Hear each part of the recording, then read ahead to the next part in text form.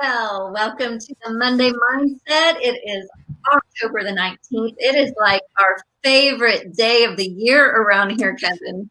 I mean, This it's a pretty good day. It's a It's a pretty good day. it's a big, big day because, well, go ahead and just tell them why. It is my birthday. Yeah, I've been told, this is not me. Research science backs this up. I'm big on data and verifying things. That data, the science says that this is the best day of the year. So here we are. is that right? Okay. Well, and it's not just any birthday. I know you guys out there watching and listening probably think that Kevin's like 22, 23. No. But Kevin, this is the end of Kevin's 30s. This is big. This is his 39th birthday. It's game over. It's the end of everything. I mean, it's just game over. We're done. No, it's only just begun, Kevin. I can tell you, being older than you, the best is yet to come. So. Which, to be fair, like I do believe that. So truthfully, I feel like life just gets it genuinely for me. I don't want to speak for others, but like the season of life that we're in, things that we're getting to work on, family, like life is better than it ever has been. And I just believe it's going to continue to get that way. So I am excited for what the future holds. We're good. I'm excited for you. You are right. I think it does get better. I think as we mature and we go through things, we kind of let go of some of the strange tendencies we have and just start enjoying life a little bit more. And I was talking about this with my husband. You know how older people, you'll hear them start talking about bird watching, or they're really into and I think it's because you just kind of let go of all those things that don't matter, and you look around you and you see the beauty of the world, and you slow down a bit and you take things in, and so that's what I'm excited. I'll go ahead and get you your first bird book for your birthday. That's right. Well, and I think thinking on that, it feels like and again, I'll say I, not trying to say we so much, trying to say I, but it feels like I've spent so much of life just trying to acquire, accumulate, consume, produce, and we just fill it with busyness. And I think, to your point, like my thinking as I think forward, not there yet, obviously, but as I'm getting older now, like I'm just getting better at just being. It's like we talked about, I was on vacation last week. I used to be terrible on vacation. I needed a computer, I needed a phone, I needed to do not even just work, but I wasn't good at just sitting on the beach and relaxing. But the older I get, I'm like, no, I can do that. And there's actually joy and peace. Like it's okay to do that. And so I think that's just true in general with getting older. It's like we realize we don't need as much as we thought we needed. It's okay. Like birds are good. Sound and nature is good. Going for a walk is a good thing. Yeah. So I'm looking forward to continuing to learn how to relax and be at peace. Yeah, that's great. Love it. Well, happy birthday. Happy birthday. Thank you. So Monday, it's Monday, the beginning of a new week. I love that this is on Monday. We did it on purpose, of course, just to kind of get our focus in the right direction. So tell us a little bit about what we're going to discuss today. Yeah, so we talk about this concept all the time of fighting for the highest possible good in the lives of those you lead, right? To fight for the highest possible good of others. That's what leadership is. The best leaders in the world are fighting for the highest good of their people, and to enter into every conversation, every moment, every situation with the person across from you, with that being in your mind, right? If you're sitting down with someone on your team, your spouse, your kid, a friend, to be in that headspace of how can I fight for their highest good? What does this person need right now to become more alive, to get better, to experience some form of liberation? And so that's a good and healthy and wonderful thing. The problem is we don't ever turn that and use that as a mirror on ourselves. Say, what does it look like to fight for my highest possible good? And I know some of you, even as I said that statement, a lie came into your head. Said, no, that's selfish. That's self. I can't focus on me. Like, that's not okay. My focus has to be on others. And I would say that is a lie. It's not selfish to fight for your own highest good. It's not selfish to take care of yourself. In fact, that's the best thing you can do as a leader, because you can't give what you don't possess. And so if you're ultimately always focusing on everyone else, and we would call that servant leadership, right? And at its core, that's not a bad thing. Ultimately, you end up burning yourself out because you're giving and giving and giving and giving and giving. And in the long run, you have nothing left, right? You continually empty your cup and you're never refilling it. And so it may work in the short term. In the long run, you're going to empty out. And I think our culture for the last, I mean, who knows how long in my life, I've seen it a lot in the last decade. But we've really been pushing this hashtag hustle culture, right? Like, I can sleep when I'm dead and I got to work and work and work. And it's interesting because that just doesn't work. I mean, you may experience some level of success. You may build a multi-million-dollar company or win some championships or be the top salesperson in your organization. But at what cost?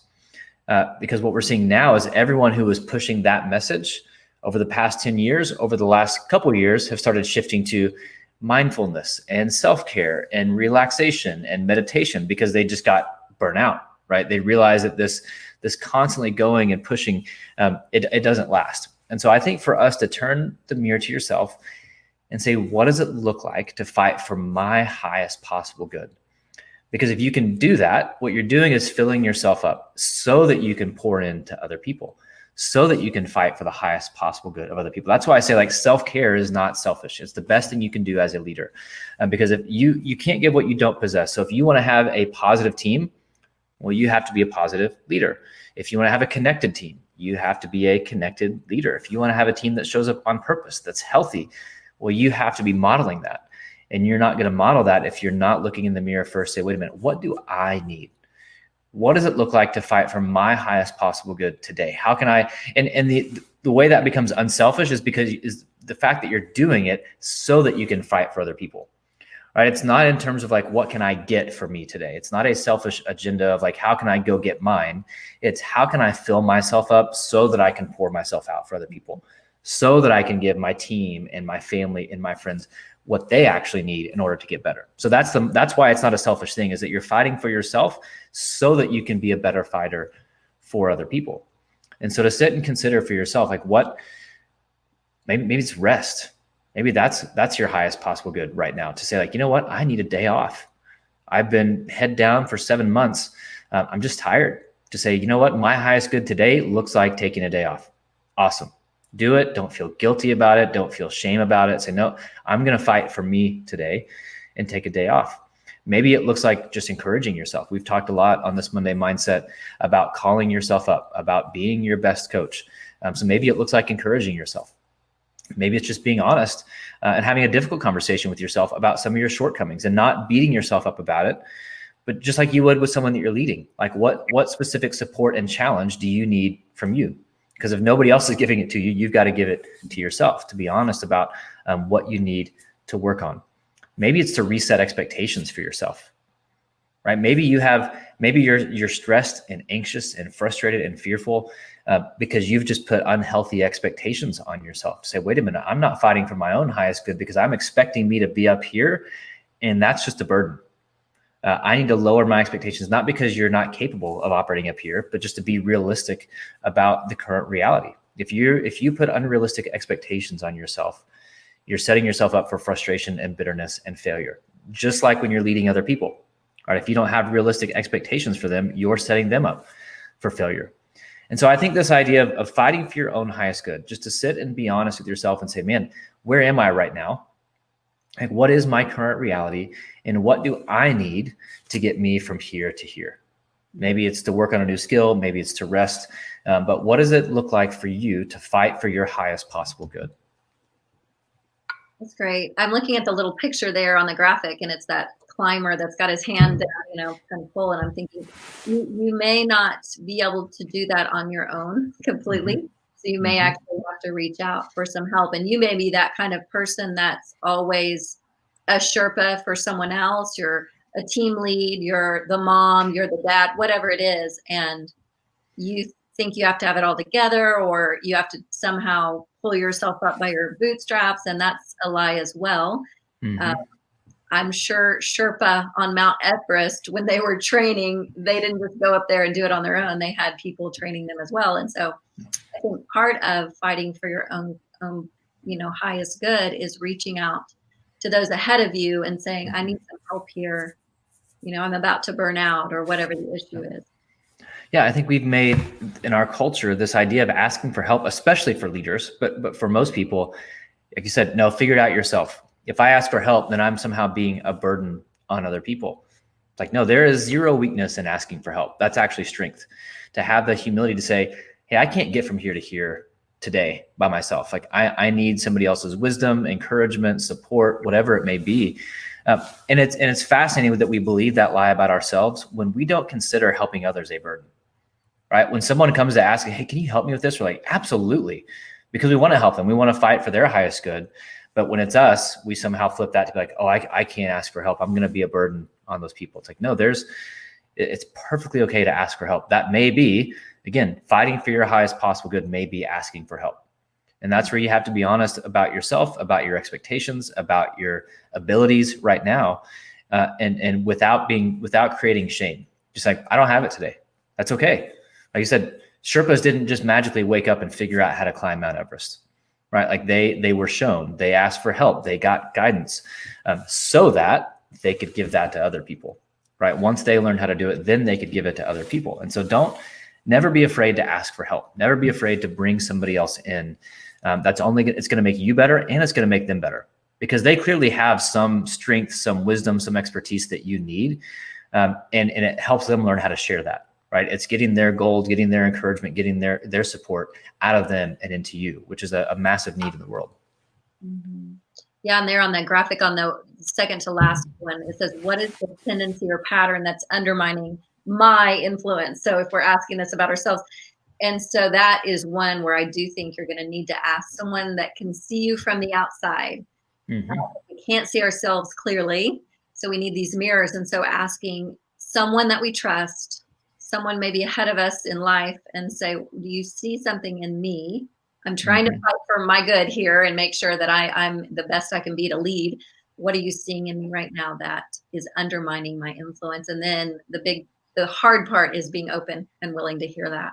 That's right. And believing that if you're being vulnerable enough to ask, you have to be vulnerable enough to listen and realize that they aren't calling you out, right? They're calling you up. They're not criticizing you. They're critiquing, saying, hey, here's my honest assessment. And I'm not saying it because I'm against you. I'm saying it because I care about you. That's what it looks like for them to fight for your highest possible good, right? To be honest with you, to be truthful. And so go to people, and when you ask that, expect to get an answer you're not going to like, right? Like that's the truth. If we're asking for an assessment from someone, or hey, where am I falling short? Where am I undermining my influence? Don't go to someone with insecurity and self-preservation expecting them to be like, oh, you're amazing. You've just got it all. Like you know what? You're perfect. There's nothing for you to work on. Go in expecting them to give you an answer and saying, like, man, I've got to be working on something. I hope they can give me something that I'm completely unaware of, because that is going to help you get better. And I think even with that last point, how do you help someone else get to the next level? I think looking at yourself and saying, what does the next level look like for me? And this doesn't mean necessarily like job title or job description, like getting a promotion. It's the next level of influence, as a leader, of impacting people's lives. To say, I'm here. What does it look like for me to be here? Like how can I be more influential? How can I be a better leader? And what do I need in order to get there?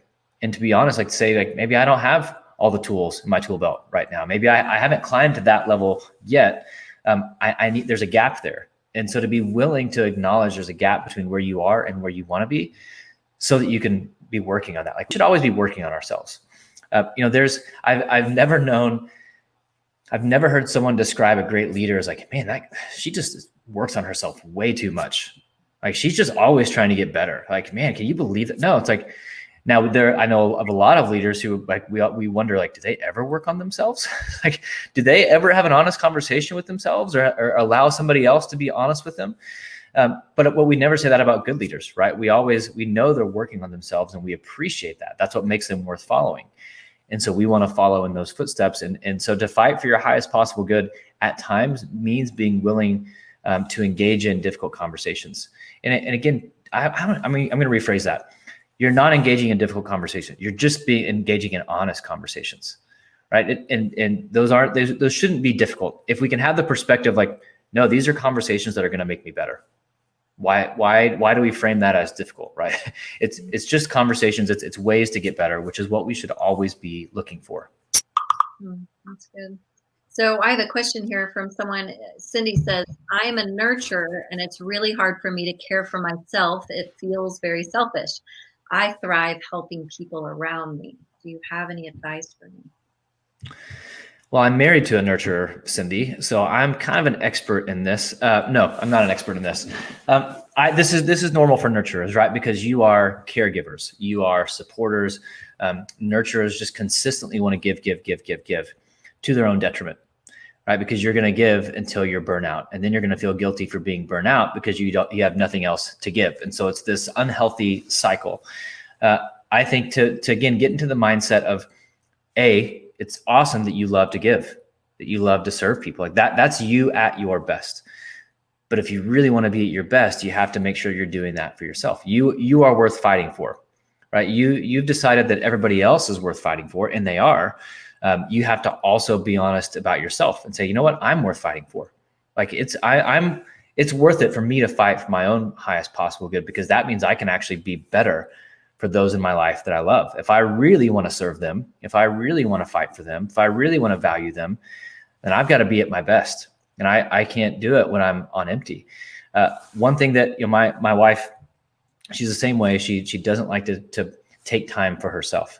Like I'll buy her a massage, like for anniversary or birthday, and they're always go unused. I don't know how many I bought her over our years of marriage. She's maybe used one. And I'm legitimately probably bought her 5, 6, 7. I don't know, because she just feels bad. She's like, no, I've always got something else to be doing. I'm like, no. So what I would say, Cindy, is one, schedule time for you. It's not going to happen unless you schedule it. You are not going to accidentally take time for yourself. So schedule it. And I would say also get a friend to hold you accountable. Get somebody you trust and say, hey, I've realized I don't fight for myself very well. Like I give and give and give to other people. I'm trying to learn to take care of myself better. Will you help me with that? Will you hold me accountable? And figure out also what that looks like. I mean, it could be going to the gym. So my wife has gotten in a routine where she goes to the gym a few times a week with friends, and they go to a class every day or 3 times a week, whatever it is. But she feels better because she's going with friends. That gives her some accountability. That gives her a chance to be around people.